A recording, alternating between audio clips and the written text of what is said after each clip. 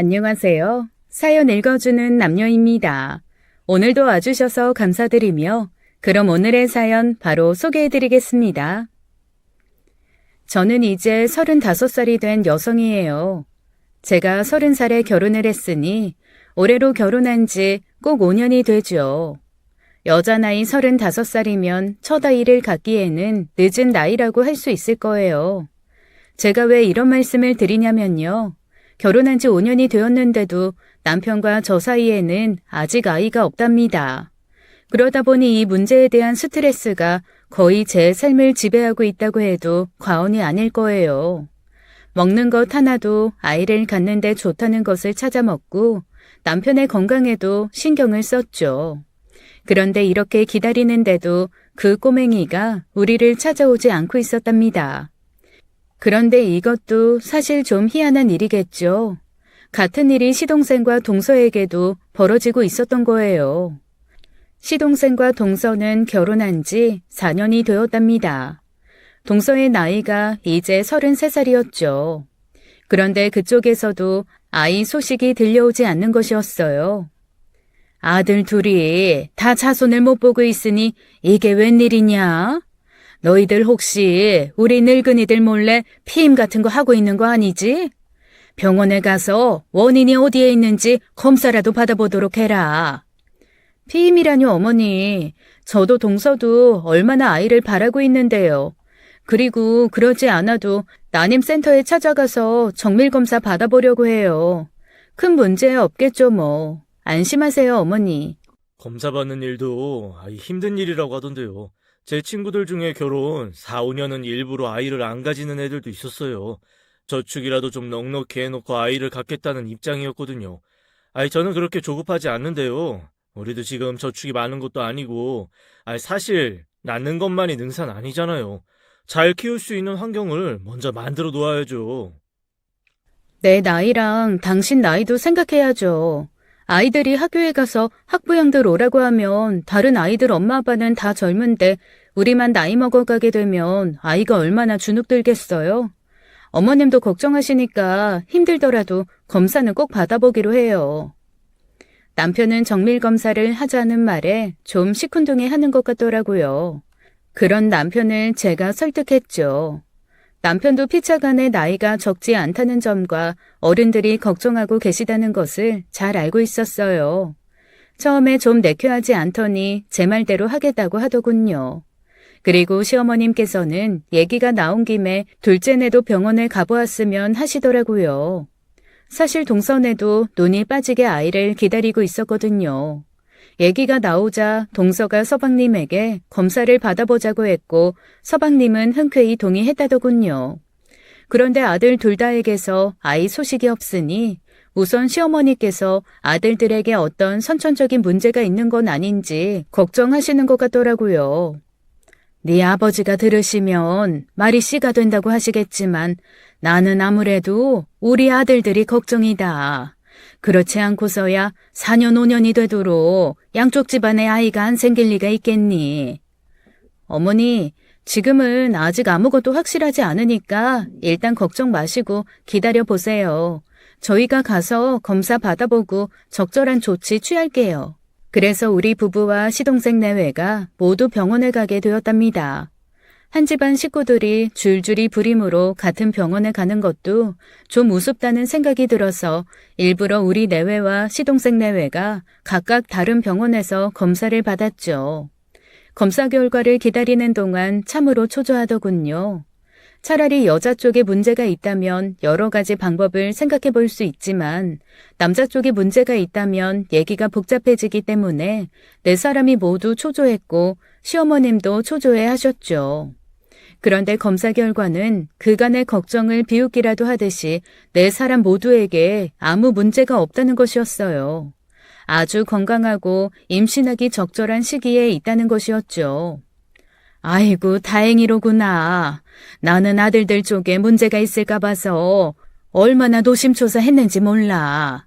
이제 아무것도 신경 쓰지 말고 빨리 아이 가지는 일에만 신경 쓰도록 해라. 결혼하자마자 애가 생기는 경우도 많은데 우리 집은 웬일인지 모르겠구나. 아무튼 아무 문제가 없다니 얼마나 다행인지 몰라. 이렇게 해서 어쨌든 한시름 놓게 되었어요. 저희 친정과 동선의 친정에서도 임신에 좋다는 음식과 약을 챙겨주시는 등 걱정이 크셨죠. 예, 네가 직장을 그만두기는 아무래도 어려운 거니? 아무래도 직장 스트레스도 큰 문제일 수 있기에 하는 말이야. 그저 집에서 살림만 하면서 마음 편히 했으면 좋겠다만. 엄마, 이 사람 직장에서 한 달에 받아오는 돈이 300도 안 돼요. 그리고 저도 간신히 250 정도 벌고 있고요. 아이는 낳아놓으면 돈 안 들이고 그냥 키우나요? 아이 가질 생각하면 부업을 하나 더 해도 시원치 않을 판이에요. 저와 남편이 직장에서 받아오는 돈 각각 250과 280 정도 되었답니다. 이 돈으로는 요즘 세상에서 아이 하나 제대로 교육시키기도 힘들다는데 여러분들도 다 동의하실 거예요. 그래서 아이가 눈이 빠지게 기다려지기는 했지만 내심 경제적인 문제에 대한 걱정도 컸답니다. 친정엄마가 직장을 그만두라고 하시는 이유를 이해할 만했지만 그건 현실적으로 우리에게 해당 사항이 없는 일이었어요. 오죽 아이들을 키우기가 힘들면 그렇게 출산율이 떨어지겠어요. 두 사람이 둘을 못 낳으면 인구는 줄어들 수밖에 없잖아요. 두 사람이 하나도 못 낳는다는 뉴스를 들을 때마다 우리의 경제 상황에 대한 걱정이 많이 되기는 했답니다. 그렇지만 일단 낳아보면 부업을 하든 사업을 벌이든 무슨 수가 생기지 않겠어요? 사실 친정엄마 말씀대로 직장 스트레스가 만만치 않았어요. 그런데 우리나라 사정이 취업도 쉽질 않다잖아요. 취업이 안 되니 늘어나는 건 자영업자밖에 없겠죠. 그러니 한 골목에 테이블 두세 개씩 놓고 장사를 하는 영세한 치킨집이 대여섯 개씩 있는 경우도 많고요. 그런 와중에 어쨌든 나가서 일을 할 수 있는 직장이 있다는 것은 고마운 일이었어요. 한 사람 벌어오는 것으로 먹고 살고 다른 한 사람이 벌어오는 것은 고스란히 저축을 할 수 있었거든요. 그래서 박봉이지만 감사하다고 생각하고 다니고 있는 중이었답니다. 그날도 직장에서 어떤 사원 하나가 전표를 잘못 작성하는 바람에 온 회사의 분위기가 쌩했던 날이었답니다. 지쳐서 집에 들어와서 앉기도 전에 핸드폰이 요란하게 울리더라고요. 번호를 보니 시어머니였어요. 우리 시부모님은 사실 우리 두 며느리에게 참 관대하고 자상하신 분들이었습니다. 그런데도 시자가 들어가는 사람들은 어쨌든 친정과는 다르잖아요. 지쳐서 그냥 눕고만 싶은 와중에 시댁에서 전화가 오니 반갑지는 않았어요. 큰일 났다. 네 아버지가 쓰러지셔서 지금 병원에 와 있어. 응급실에 계시다. 지금 의사들이 할 수 있는 일을 다 하고 있다만 심근경색이 워낙 위험한 병이라 결과는 두고 봐야 된다고 하는구나. 깜짝 놀랄 수밖에 없었어요. 심근경색이라뇨. 아버님 연세에 정말 위험한 일이었죠. 한달음에 아버님이 계시다는 병원 응급실로 달려갔어요. 숨이 턱에 닿아서 가보니 시동생과 동서가 먼저 와 있더라고요. 형수님, 아버지 깨어나셨고 회복 중이시래요. 다행히 엄마가 일찍 발견해서 일찍 조치할 수 있었다는 거예요. 걱정 안 하셔도 되겠어요. 저희도 정말 혼비백산했어요. 늘 야근과 주말 근무가 많은 남편이었어요. 남편이 꼴찌로 병원에 도착했죠. 정말 아슬아슬한 상황이었다고 의료진이 설명하더라고요. 조금만 늦었으면 큰일을 당할 가능성이 높았다네요. 우리 식구들은 어쨌든 가슴을 쓸어내릴 수 있었답니다. 노심초사한 시어머님은 눈물까지 보이시더라고요. 아버님의 회복 속도는 매우 빨라서 일주일 정도를 병원에 입원하셔서 경과를 보신 다음에 퇴원하실 수 있었어요. 그리고 며칠을 더 안정을 취하신 후에는 편찮으시기 전과 다름없이 건강을 되찾으실 수 있으셨죠. 그게 왜 이렇게 기름기가 많아? 기름기 건강에 좋을 거 하나도 없어. 앞으로 나는 야채국만 먹을 거니까 나 먹을 국에는 고기 넣지 말아요. 그리고 우리 집 음식이 너무 짜. 싱겁게 먹어야 돼.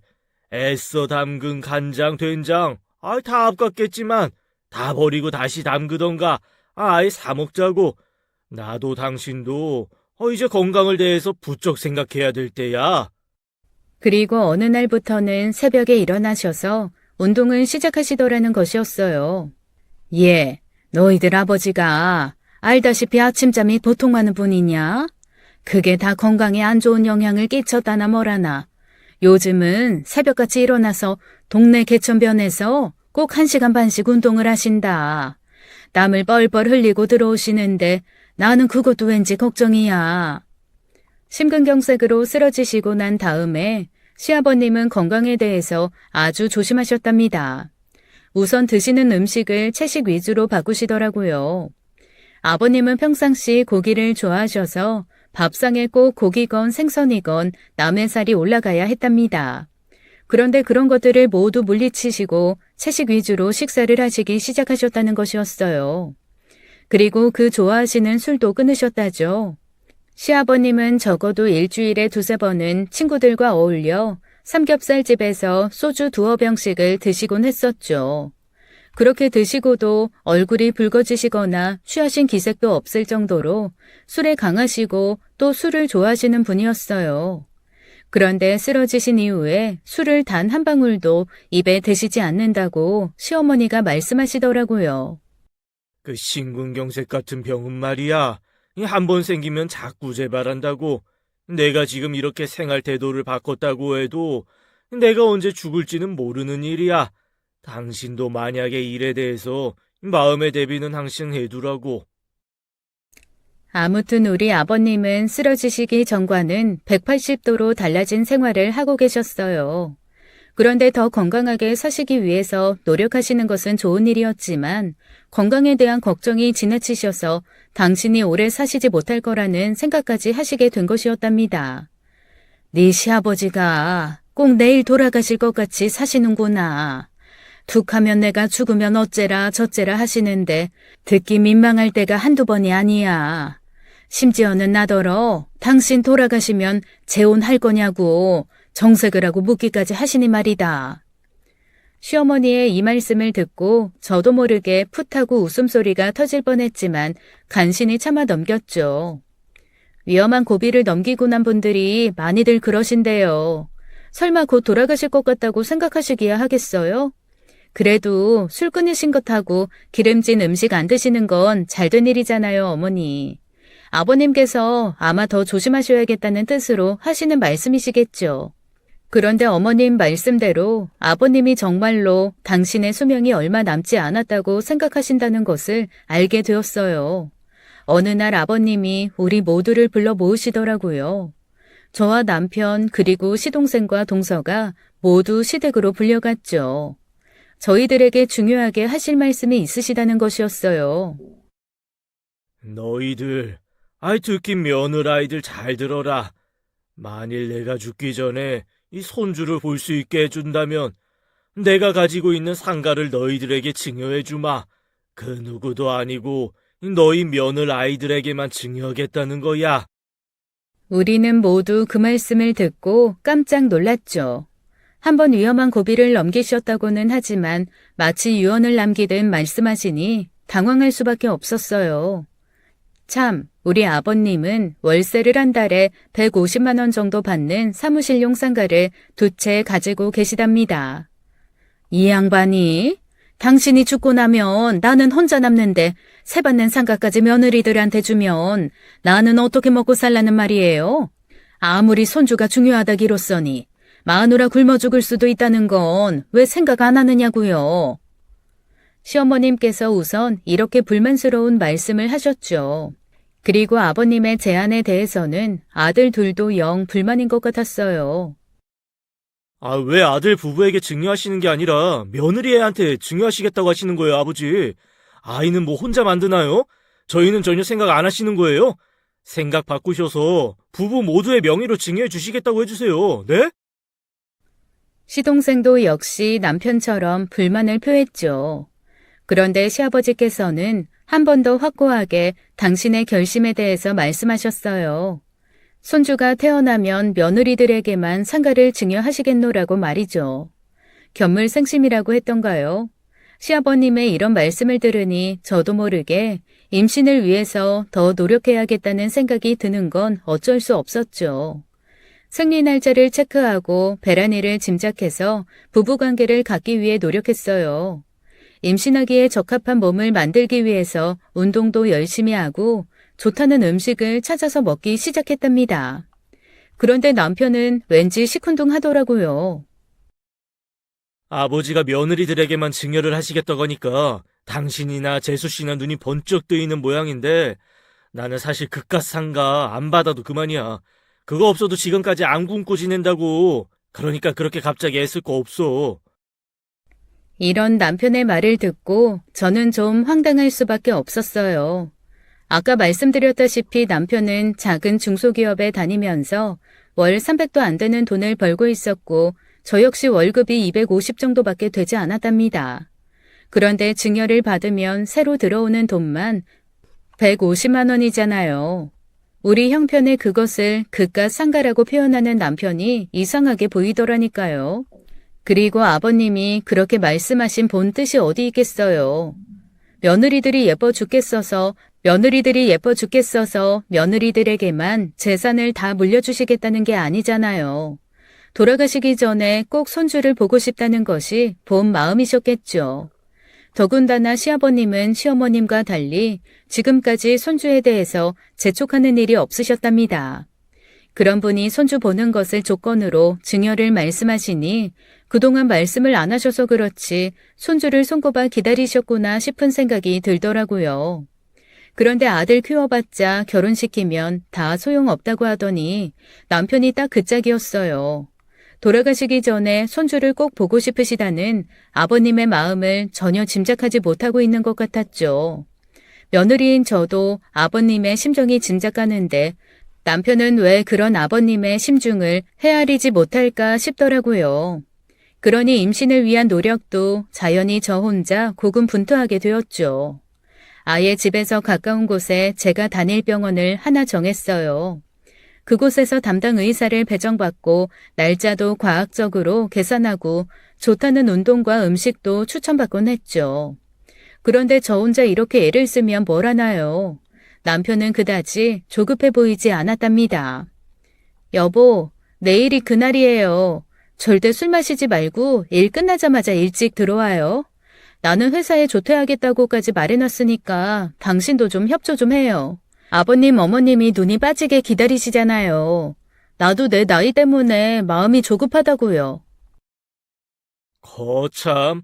아이, 그게 자연스럽게 이루어져야 하는 일이지. 날짜 받아서까지 해야 하는 일이야? 무슨 조선시대 양반집도 아니고 말이야. 그렇다고 지금까지 소식도 없던 아이가 갑자기 들어선다는 보장도 없잖아. 남편은 이렇게 궁시렁거리면서 부부관계도 마지못해 하는 것이었어요. 저 혼자만 고군분투하고 있는 것 같았답니다. 병원에 가서 계산해서 받아놓은 날짜를 적어도 전날에는 남편에게 말해주곤 했었죠. 그런데 그것도 속이에 경 있는 격이 되는 일이 많았어요. 분명히 다음 날이 임신이 가능한 날이라고 말을 했는데도 술을 진탕 마시고 들어오는 바람에 부부관계를 못 갖는 날도 심심치 않게 생겼죠. 이런 일이 반복되니까 저도 슬슬 짜증이 나고 화도 나더군요. 여자로서 먼저 부부관계를 하자고 하는 일이 물론 있을 수 있지만 매번 제가 먼저 날짜를 제시하고 남편은 마지못해서 응하고 있었어요. 자존심까지 많이 상했답니다. 이렇게 우리 부부는 아이를 갖기 위한 과정에서 삐걱거렸고 그게 오히려 더 스트레스였어요. 그렇게 마음만 조급하고 남편은 협조하지 않고 있던 어느 날 시어머님께서 오신다는 연락도 없이 저희 집에 찾아오셨죠. 그때 왜 네 아버지께서 너희들에게 상가를 증여하겠다고 하셨을 때 내가 네 아버지 돌아가시고 나서 나는 어떻게 하냐고 화를 내지 않았니? 곰곰이 생각해보니까 내가 너희들 앞에서 화를 낸 게 부끄럽더구나. 그게 마음에 걸려서 왔어. 손주가 생기면야 네 아버지에게만 기쁜 일이겠니? 나야말로 늘 손주 타령하던 사람인데 말이다. 그런 시어머님의 말씀에 그동안 아이를 갖기 위해 노력하면서 남편에게 느꼈던 서러움이 밀려오더라고요. 어머님 앞에서 눈물을 보이고 말았어요. 남자들이란 원래 그런 거란다. 여자 마음 요만큼도 이해 못해. 수십 년을 살아도 그건 변하지 않더라. 네가 그러려니 해. 저도 그 나이에 자식이 없으니 무슨 생각이 있겠지. 어머님께서는 이렇게 저를 위로하시면서 제게 환으로 된 한약 한 갑을 건네주셨어요. 어머니, 이거 혹시 임신 잘 되는 약이에요? 어디 용한 데 가서 지어오셨나 봐요. 이거 먹으면 바로 아기가 생기는 거 맞죠? 당장 한 알 먹어야겠네요. 저는 우스개로 어머님께 말씀드렸고 어머니는 단순히 기를 보하는 약이라며 직장 생활에 임신에 대한 스트레스에 힘이 들 테니 먹어두라고 하셨죠. 저는 제 마음을 이해해 주시는 어머님이 너무나 고마웠답니다. 사실 아이가 생기지 않으면 시어머니들이 며느리들에게 스트레스를 많이 주시잖아요. 그런데 우리 시어머니는 그런 기색도 전혀 없이 오히려 저를 위로하시면서 건강에 좋은 약까지 건네주시니 서러움에 더해 고마움에 또 눈물이 났답니다. 이건 어떻게 남편보다 시어머니가 더 나를 챙겨주시니 어떻게 된 일이에요? 어머니가 오늘 오셔서 다독여주시고 건강에 좋은 약까지 챙겨주고 가셨어요. 당신 아이를 갖기 위해서 최소한의 협조도 안 하고 있는데 말이에요. 남들은 다 시댁이 스트레스고 남편만 믿고 산다는데 나는 어떻게 상황이 반대냐고요. 알았어. 미안하게 됐어. 앞으로 잘 협조할 테니까 어머니 주신 약이나 열심히 먹어. 엄마가 어디 좋은 데 가서 당신하고 재수씨 주려고 특별히 구해오셨나 보네. 어쨌든 당신이 건강해야 아이도 들어설 거 아니야. 그러면서 어쨌든 정신을 좀 차렸는지 그 약을 직접 시간 맞춰 챙겨주기도 하더라고요. 그리고 시어머니가 저희 집에 다녀가시고 한 달이 좀 넘은 어느 날 드디어 시동생 내외에게서 기쁜 소식이 날아왔답니다. 동서가 임신을 했다는 것이었어요. 아이고 잘 됐구나. 그런데 순서가 바뀌어서 어쩌니? 큰애야, 그렇다고 너무 조급해하지 마. 그러면 더 스트레스만 늘어. 순서 바뀌는 거 전혀 신경 쓸 필요 없어.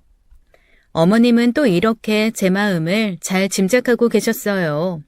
동서가 아이를 가졌다는 소식을 듣고 당연히 저도 기뻤죠. 그러나 착잡하기도 했답니다. 제가 맏며느리인데 먼저 임신 소식을 전하지 못했으니 기쁘면서도 조금은 셈이 난다고 해야 할까요? 어쨌든 심란하기도 했죠. 그렇지만 저는 곧 마음을 정리했고 기쁜 마음으로 동서를 만나 축하해주기로 약속을 잡았어요. 제가 직장에 나가니 주말에 만나서 점심을 같이 먹기로 했죠. 이런 얘기 저런 얘기 나누다가 시어머니가 주고 가신 한약 얘기가 나왔어요. 농담이지만 말이야, 혹시 그 약 먹고 임신이 된 거 아닐까? 그전까지 소식이 없다가 갑자기 소식이 들리니까 그런 생각이 드네. 어머니가 어디서 정말 임신 잘 되는 용약을 지어오신 모양이야. 나도 열심히 먹어야겠네. 형님도 참. 형님, 저 한약 함부로 못 먹어요. 저희 친정 식구들이 모두 간이 안 좋아서 한약은 아주 조심해서 먹어야 되거든요. 그래서 그 약은 남편이 먹는걸요? 저는 그냥 농담으로 해보는 소리였다고 했고 우리는 그냥 그 일에 대해 웃고 넘어갔죠. 시댁에서 며느리들에게 공평하고 자상하게 대해주시니 동서 간에 문제가 생길 일도 없었고 동서와 저는 그 10월대에서 받는 스트레스 같은 것은 모르고 살아왔답니다. 그래서 시아버님이 심근경색으로 쓰러지시고 나서부터는 더욱 시댁에 자주 연락하면서 지내곤 했어요. 동서하고 점심을 먹고 난 후 일주일이 좀 더 지나서 점심시간에 짬을 내어 시댁에 안부 전화를 걸었죠. 네 아버지가 좀 독한 감기에 걸려서 고생 중이시란다. 뭐 그냥 감기라니까 잘 먹고 잘 쉬면 낫겠지. 감기 증상이 근데 심하긴 하구나. 열이 많이 오르시고 기침도 심하셔. 요즘 유행하는 감기라니 니들도 조심해라. 예전 같으면 그러려니 하겠지만 쓰러지신 다음이라 걱정이 많이 되더군요. 아무래도 전화로만 안부 전화를 여쭐 수 있는 상황이 아니었기에 저는 다음 날 연차를 내서 시댁에 찾아갔답니다. 그 유행성 감기가 우리 회사에서도 돌고 있었어요. 기침과 열은 물론이고 근육통에 설사까지 동반하는 증세가 독한 감기였죠. 시댁에 가보니 그 독한 증상에 시달리셔서 그런지 아버님이 눈에 띄게 여위어 보이셨어요. 마음이 많이 아프더라고요. 아이, 큰애가 이 시간에 웬일이냐? 회사에 있어야 할 시간 아니야? 나는 그저 살만하다. 아니, 감기로 무슨 문병까지 오냐? 집에서 쉬지 않고. 오늘 연차냈어요. 아버님이 아프신데 당연히 와봐야죠. 주무시는 줄 알았던 아버님께서 제가 들어서는 것을 보시고 인사까지 건네시더라고요. 그래서 우선 어머님께서 겨울에 마련해 놓으신 귤차를 찾아서 꿀을 듬뿍 넣어 따끈하게 드실 수 있도록 해드렸답니다. 제가 장을 보하다가 저녁을 차리겠다는 것을 어머님께서 굳이 만류하셨어요. 회사에서 허락받고 쉬는 날이라니 여기 와서라도 편하게 있다가 가라고 하시는 것이었죠. 그리고 어머니는 아버님 저녁 진지상에 올릴 반찬이 마땅치 않다시면서 장을 보러 나가셨어요. 아버님께 차를 드리고 약을 챙겨드리고 나니 약 기운에 아버님께서 곤히 잠이 드시더라고요. 저녁 즈음에 시동생 부부도 시댁에 왔죠. 동서, 임신 초기잖아. 아무래도 감기 환자랑 접촉하는 건 안 좋을 것 같은데. 서방님만 오셨어도 괜찮았을 텐데. 서방님, 동서는 왜 굳이 데리고 오셨어요? 아이, 글쎄, 안 와도 된다고 해도 이 사람이 굳이 따라 나서더라고요. 형수님이 뵙고 싶어서라도 와야겠다나요? 마스크만 잘 쓰면 된댔어요. 아버님께서 그렇잖아도 건강에 대해서 걱정 많이 하시는데 독감에까지 걸리셨다니까 걱정돼서 안아볼 수가 있어야죠. 그리고 형님 뵌 지도 오래됐고요. 저는 걱정이 되었지만 어쨌든 동서는 아버님과 좀 거리를 두고 마스크를 쓰고 있었기에 안심을 했답니다. 제일 꼴찌로 남편이 도착했죠. 월급은 얼마 안 주지만 일이 많은 회사였어요. 야근도 많고 주말 근무도 많았죠. 하지만 남편이나 저나 그럴듯한 대학교를 나온 것도 아니었고 이나마라도 직장이라고 다닐 수 있으니 다행이라고 생각하고 있었어요. 남편은 오늘도 야근 중간에 나왔다고 하더라고요. 그 회사는 월급은 쥐꼬리만큼 주면서 웬 야근이 그렇게 많아요? 그리고 주말 근무도 너무 많아요. 매번 당신이 맨 꼴찌로 도착하니까 아버님 어머님께도 죄송하고 서방님하고 동서한테도 미안하잖아요. 저는 이렇게 궁시렁거리면서 시어머니가 주신 한약환을 시댁 식구들에게 나눠주고 있었답니다. 기력에 좋은 약이라니 무엇보다도 시아버님께 드리고 싶었죠. 남편이 오는 소리에 잠이 깨신 시아버님도 일어나서 그 약을 받아 드셨어요. 그리고 막 입에 넣으시고 씹어 삼키려는 찰나였죠. 아버지 그거 드시면 안 돼요. 큰일 나요. 어서 뱉으세요, 빨리요. 남편은 그 약을 시아버님께서 드시는 걸 보고 경악을 금치 못하는 모습이었어요. 그리고 개거품을 물며 달려와서는 어서 뱉어내시라며 소리를 치고 있었답니다. 시아버님뿐만 아니라 시장에서 돌아오신 시어머님도 마침 약을 드시고 계셨고 간이 안 좋아서 한약을 먹지 않는다는 동서를 제외하고는 모든 식구가 약을 먹고 있었어요. 그런데 남편이 이렇게 소리치는 바람에 거의 반사적으로 식구들이 약을 뱉어냈답니다. 엄마도 드셨어요? 미치겠네. 빨리 뱉어요, 당장. 토해서라도 뱉으세요. 왜 그러시는데요, 아주버님? 이거 몸에 좋은 약이라고 어머님께서 주신 약인데요. 어머니께서 설마 좋지 않은 약을 주셨겠어요? 저는 시어머님께서 말씀하신 대로 기력을 보충하는 약이니 우선 감기로 쇠약해지신 아버님께 드렸다고 설명했죠. 또 아버님과 접촉하는 우리 식구들의 면역력 강화를 위해서 약을 돌렸다고 남편에게 말했어요. 그런데 남편이 갑자기 필요 이상으로 화를 내며 왜 검증도 되지 않은 한약을 식구들에게 먹이냐며 화를 내는 것이었어요. 그래서 아버지 더 안 좋아지시면 당신이 책임질 거야? 어머니 말씀만 있다 뿐이지 어디서 온 것인지도 모르는 약이잖아. 왜요? 이 약이 뭐 독약이라도 돼요? 남편이 이렇게 당황해하는 것을 보고 저는 깔깔 웃음을 터뜨렸답니다. 그리고 이어서 핸드백을 열어 다른 약들을 꺼내 식구들에게 보였죠. 가족들은 모두 제가 꺼내든 새로운 약에 대해서 궁금해할 수밖에 없었어요. 그런데 남편의 다음 행동이 또 모두를 놀라게 했습니다. 아까보다도 더욱 새파랗게 질려서 그 약을 제게서 뺏으려 했기 때문이었죠. 가족들이 어리둥절해서 우리 부부를 빤히 바라보고 있었어요. 이게 다 무슨 일이냐고요? 사실 저는 시어머님께서 주신 한약환을 먹고는 바로 그 다음 날로 생리가 끊기는 증상을 경험했답니다. 갑자기 생리를 하던 중간에 끊기니 이상하다는 생각이 들 수밖에 없었어요. 이건 아이가 생긴 것도 아니고 갑자기 생리가 중간에 멈추다니. 피임약이야 뭐야? 이렇게 생각한 저는 그 한약환들을 잘게 부숴보았답니다. 몇 개를 잘게 부숴도 이상한 것이 없었어요. 그런데 몇 개를 더 부숴보자고 집어들었던 한 알이 쉽게 깨지지 않는 것이었어요. 그래서 한약환의 겉부분을 손으로 살살 뜯어내 보았습니다. 그랬더니 안에 뭔가 단단한 작은 알약이 하나 들어있더라고요. 즉 한약 안에 다른 양약이 들어있었던 것이었어요. 정말 깜짝 놀랄 수밖에 없었습니다. 한약 안에 양약이라니 이 양약의 정체를 알 수가 없었어요. 그것을 꺼내서 이리저리 살펴보았죠.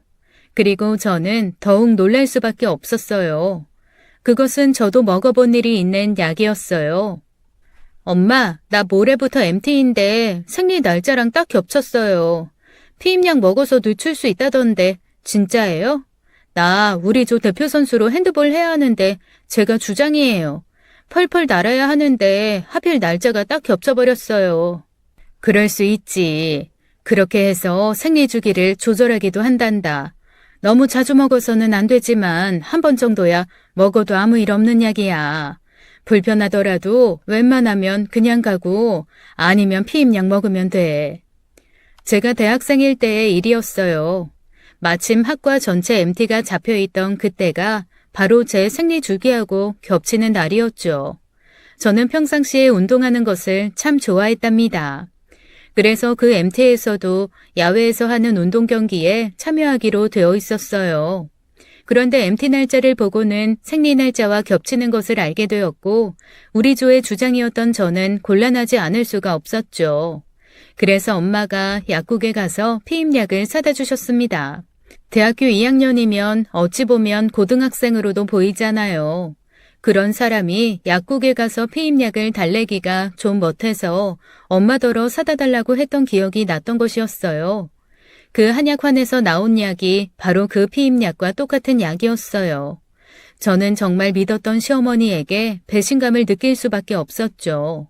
저한테 와서 분명히 상가 증여 문제로 화를 내신 것에 대해서 사과하시면서 약을 건네주셨었어요. 그런데 그 약에 피임약을 섞어두셨다니 정말 지금까지 제가 시어머니를 잘못 알았다는 생각이 들면서 화가 많이 나더군요. 결국 시어머니가 며느리들에게 돌아갈 상가에 대한 욕심 때문에 그렇게 하셨다는 생각을 하게 되었던 겁니다. 어머니, 어떻게 이러실 수가 있으세요? 그렇게 손주 바라신다면서 기력을 보하는 약까지 주시고 가셨잖아요. 근데 그 약에 피임약을 섞으셨다뇨. 어머님이 저희들한테 어떻게 이러실 수가 있으세요? 아버님하고 잘 말씀 나눠서 증여 문제는 조정하실 수도 있는 거였잖아요. 근데 어떻게 이렇게까지 하시냐고요, 네? 그러자 시어머니가 그게 도대체 무슨 말이냐며 오히려 의아해 하시는 것이었어요. 아가, 그게 무슨 말이냐? 나는 그 약이 그냥 기를 보하는 약인 줄로만 알았지. 약에 어떻게 피임약이 들어있을 수가 있단 말이니? 그것도 네 남편이 준 약인데 말이야. 네 남편이 어디서 좋은 약을 구했으니 내가 너희들에게 인심 쓰는 걸로 하라고 했어. 네 남편이 구해왔다는 말 굳이 할 필요 없다고 했었다. 나야 당연히 좋은 약인 줄 알았지. 아기 네가 잘못한 것 아니니? 저는 몇 번을 더 물어 시어머님께서 남편에게 그 약을 받으셨다는 것을 확인했어요.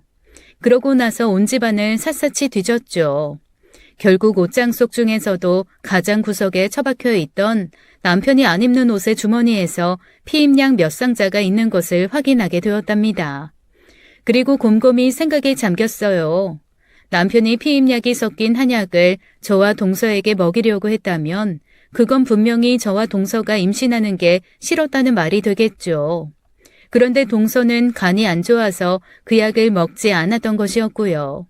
결국 저는 이렇게 남편의 숨겨진 진심을 알게 되었답니다. 그리고 생각을 거듭해서 그간 남편이 아이를 갖는데 소극적이었다는 점도 그냥 단순한 체념이거나 귀찮아 해서가 아니었다는 걸 깨닫게 되었어요. 즉, 소극적이었다기보다는 오히려 적극적으로 피하려고 했다는 생각을 하게 되었죠.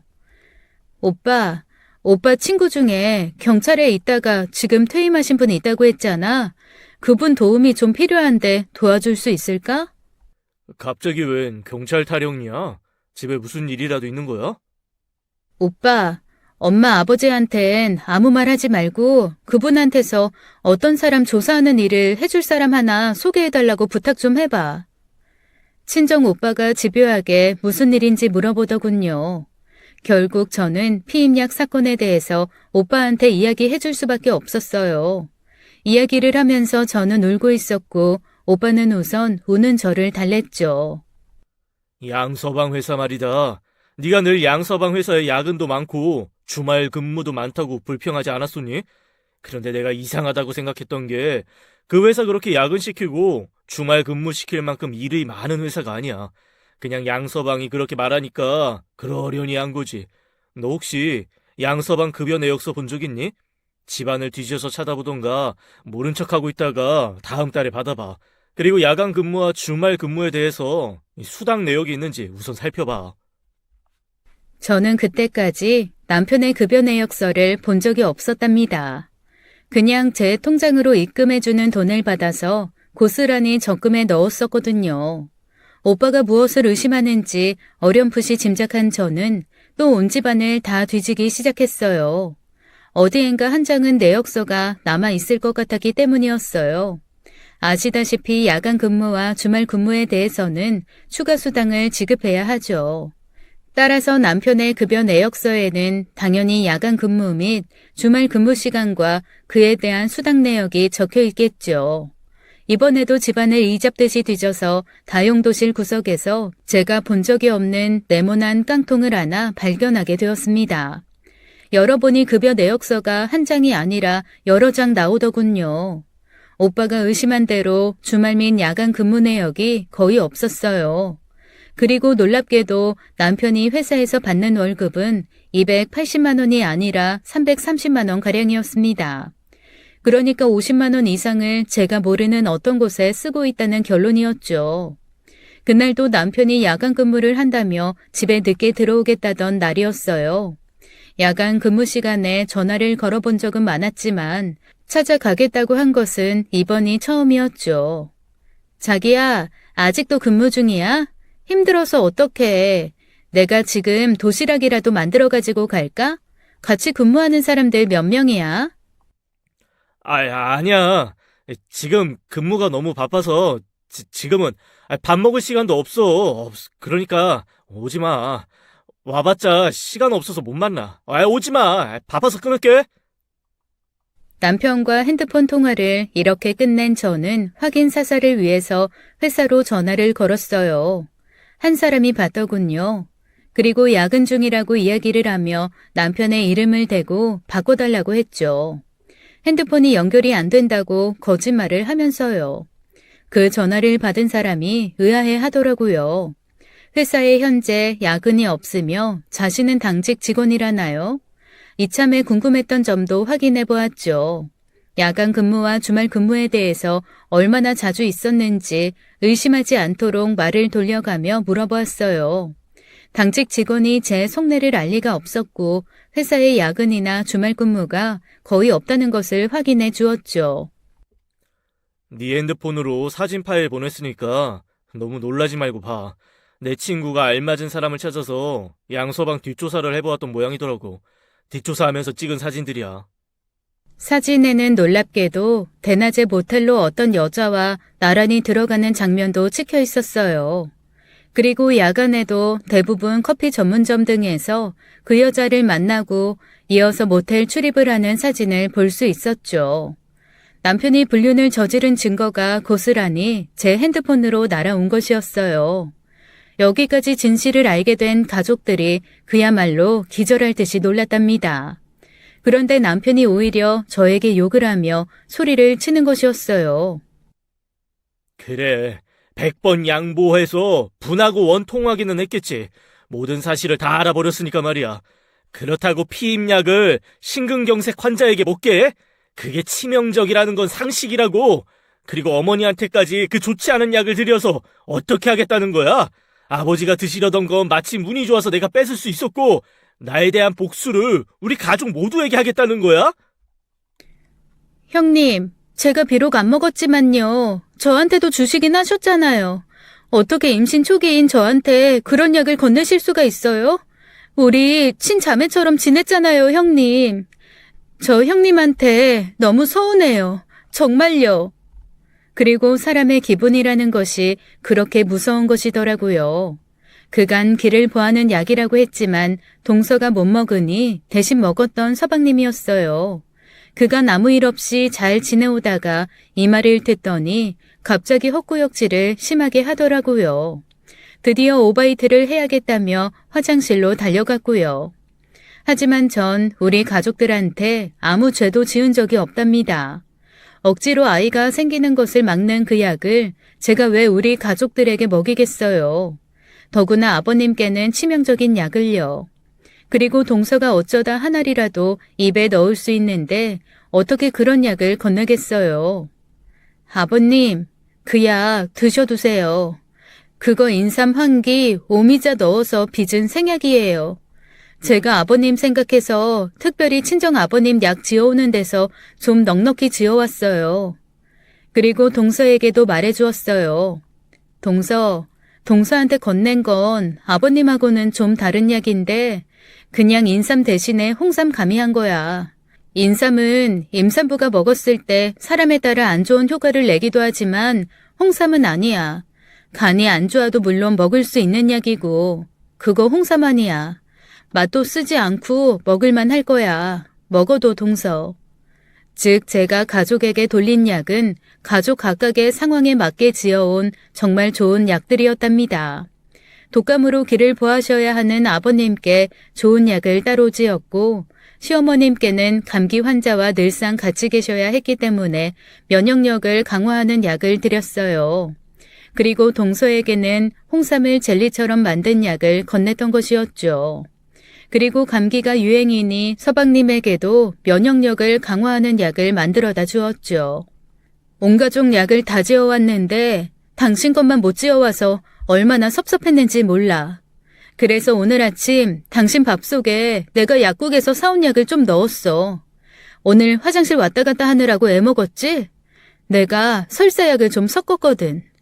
뭐 한 며칠 설사하고 나면 나을 거야. 마음 같아서는 독약이라도 만들어 놓고 싶었지만 당신하고 똑같은 사람 되고 싶진 않아서 말이야. 감기를 앓고 계시는 아버님이 정광석화처럼 남편이 정신을 차리기도 전에 머리통을 한 대 힘껏 때리셨죠.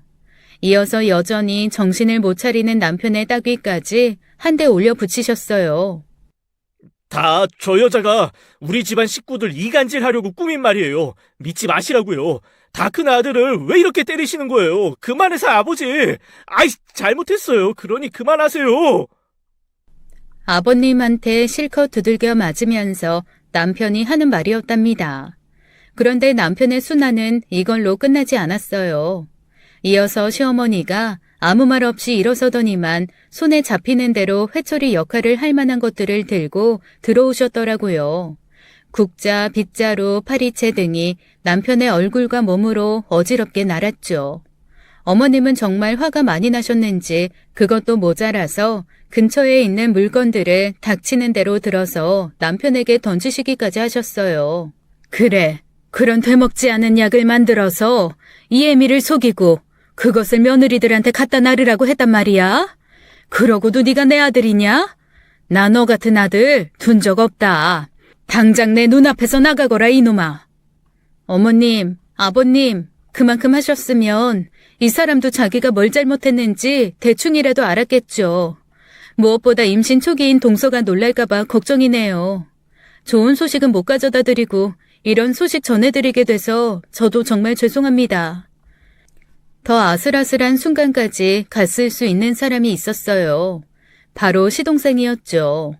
동서가 간이 안 좋아 그 약을 먹지 못하게 되었으니 망정이지 만일 먹었으면 자식을 잃을 뻔했죠. 형이 어떻게 나한테 이럴 수가 있어?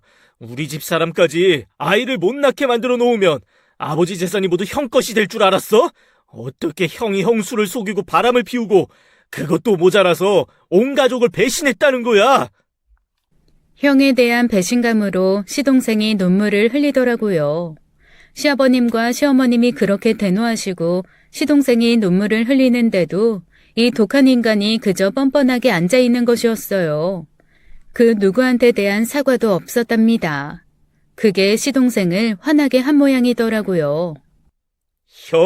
형이라고? 인간 같지도 않은 놈 같은 이라고. 형 자격도 없고 우리 가족으로서의 자격도 없어. 이렇게 외치고는 시동생이 남편을 매치기해서 바닥에 패대기 쳐버렸어요. 참 시동생이 고등학교 때까지 유도 선수였습니다. 아버님과 어머님의 매에도 약간 휘청이기만 했던 이 인간이 전직 유도 선수의 매치기에는 바닥에 거꾸로 매다 꽂힐 수밖에 없었죠. 참 볼만하더군요. 남편이 다른 여자와 불륜관계를 유지하고 있었던 기간도 오빠의 말에 의하면 몇 년 된다고 하더라고요. 거의 결혼하고 나서 얼마 안 있다가 바람을 피우기 시작한 것이었어요. 부부로 만나서 살다 보면 살기 싫을 때가 있지. 그렇다면 정당하게 이혼하고 다른 사람을 만났어야지. 그런 식으로 야근이니 주말 근무니 하면서 사람 속이고 다른 여자 만나고 다녀? 당신 같은 사람 정말 꼴도 보기 싫으니까 짐 싸서 나가. 이 집 우리 둘이서 만든 집이지만 내가 위자료로 다 청구할 생각이니까. 집 반반 나누게 될 거라고는 생각하지 말고 나가. 나가지 않으면 험한 꼴 보게 될 테니까.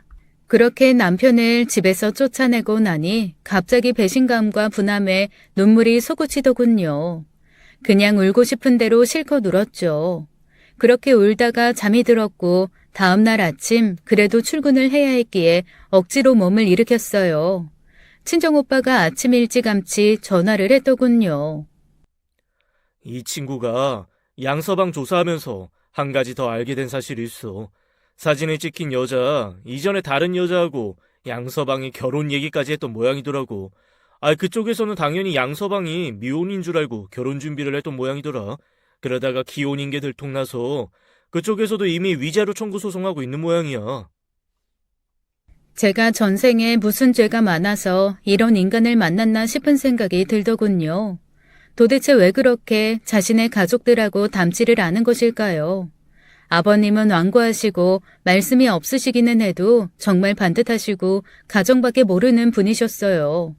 어머님은 그야말로 우리 며느리들에게까지도 다정다감하신 인자한 어머니의 표본이셨고요.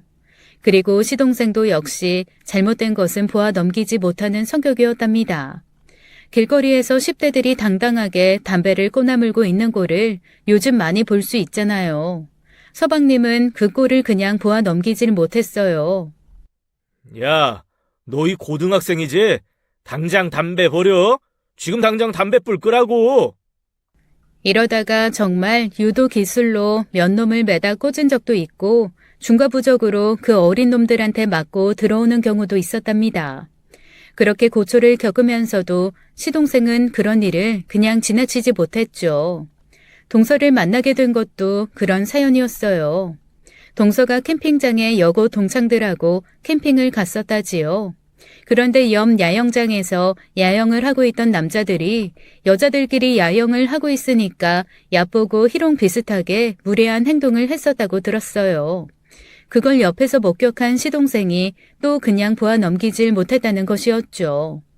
유도 실력으로 몇 놈을 때려눕히자 다른 놈들은 모두 그냥 도망을 쳤다고 하더군요. 그런 시동생의 모습을 보고 한눈에 반한 동서가 더 적극적으로 구애를 했다죠. 갑자기 지금까지 가족들이었던 사람들로부터 저만 분리되어야 한다는 생각에 일종의 불안증이 일었어요. 그런데 저만 분리되어야 하는 것이 아니라 아버님과 어머님 그리고 시동생의 기세를 볼 때 남편 역시 분리되어 나와야 할 것 같았답니다. 결혼하고 나서 단 한 번도 남편을 의심해 본 적이 없었어요. 우리 친정 식구들 모두 사람을 잘 믿고 의심할 줄 모르는 사람들이었죠.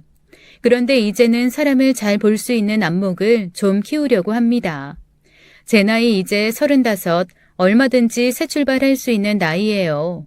그런 못된 인간을 하나 만났다고 해서 일생을 혼자 살 생각은 없습니다. 하지만 이번엔 정말 사람을 잘 고르려고 해요. 남편을 내쫓은 다음 오빠의 도움을 받아서 이혼을 진행하고 위자료를 청구하는 등 법률적인 일을 맡아해줄 변호사를 한 분 소개받았어요. 변호사는 결혼 초기부터 바람을 피우고 사람의 몸에 영향을 줄 수 있는 약을 먹게 하는 등 행위의 질이 매우 안 좋다는 점을 들어서 청구할 수 있는 최다 액수의 위자료를 청구하겠다고 했습니다. 그리고 가지고 있는 재산으로 청구액을 메꾸는 것이 모자란다면 급여를 압류하는 방법까지 해보겠다고 했죠. 그리고 불륜녀에 대해서도 위자료를 청구하는 소송을 냈답니다. 이 여자는 분명히 남편이 유부남이라는 것을 알고 있었다죠. 그래서 모르고 당한 경우와는 달리 위자료 청구액이 많아질 거라고 변호사가 설명해 주었습니다. 이혼 절차가 끝나고 남편과 남남이 되는 날, 저는 그래도 시부모님이었던 분들을 찾아뵙고 큰절을 올리고 물러나왔어요. 그 자리에는 시동생 내외도 있었죠. 동서는 아무 말도 없이 방바닥을 문지르며 아래를 내려다보고 있었지만 눈물이 반짝이는 걸 볼 수 있었답니다. 시동생은 천장만 바라보고 있었죠.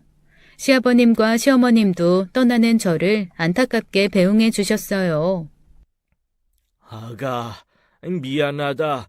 내가 자식 교육 잘못 시키는 바람에 아무 죄도 없는 네가 이렇게 큰 상처를 받고 결국 우리 집을 떠나게 되었구나.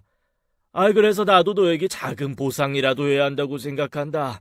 아가야, 나쁜 기억 빨리 잊고 새 출발하거라. 그리고 새 출발하는데 이 시아버지였던 사람이 주는 선물이 조금이라도 도움이 되길 바란다. 그러면서 아버님은 떠나는 제게 굳이 손주를 보게 해주면 주시겠다던 그 상가 중에 하나를 증여해 주셨답니다. 저는 사양했지만 그렇게라도 해야 당신의 마음이 편하실 거라고 하셨어요. 동서는 무사하게 아이를 출산하여 아버님이 약속하신 선물을 받았다죠. 동서와는 가끔씩 연락을 주고받고 있어요. 형님, 아니, 언니라고 부르라고 하셨죠? 언니, 남자친구 생겼다면서요. 어떤 사람이에요? 궁금해요. 그리고 정말 축하드려요. 그렇게 바라셨던 아기 꼭 결혼하자마자 가지시고요. 나쁜 일들 다 잊고 행복하시길 바랄게요. 그리고 저하고는 계속 연락해 주시고요. 그렇게 해주실 거죠? 네, 동서 말대로 동서와는 그저 아는 언니와 동생 사이로라도 연락을 주고받을 예정이랍니다. 그리고 지금 만나고 있는 사람을 친정에서 참 마음에 들어 하셨어요. 사실 전 남편에 대해서는 친정에서 약간 반대하는 소리가 있었거든요. 사람이 파란 하늘처럼 맑아 보이질 않고 뭔가 구름이 낀 것 같은 인상이라고 친정아버지가 말씀하셨었죠. 이렇게 다시 한번 인생의 출발점에 서게 되었어요. 다시는 실패하지 않기 위해 아주 조심스럽게 판단하고 행동하고 있답니다. 무엇보다도 어른들의 말씀에 많이 귀 기울이려고 해요. 세상을 더 살아왔다는 것은 그만큼 더 지혜로워지는 것이라고 생각하기 때문입니다. 속기만 한 결혼 생활에 많은 상처를 받았지만 지금은 많이 치유가 되었어요. 앞으로의 살아갈 날에는 좋은 일만 있었으면 좋겠네요. 사연 들어주셔서 감사합니다. 지금까지 사연 읽어주는 남녀였습니다. 끝까지 시청해주신 여러분 감사드리며 저희는 다음 사연으로 돌아올게요. 감사합니다.